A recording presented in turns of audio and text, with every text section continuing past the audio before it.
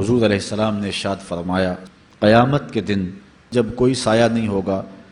7 अशख़ास को अल्लाह ताला जल्ला शानहू अपने अर्श का ठंडा साया नसीब फरमाएगा। उनमें से पहला आदिल हुक्मरान है,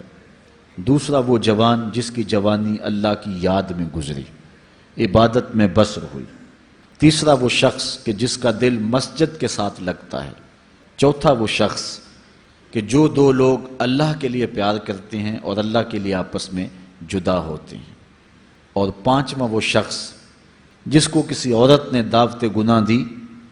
तो उसने जवाब में कहा मैं अल्लाह से डरता हूँ, और छठा वो शख्स कि जिसने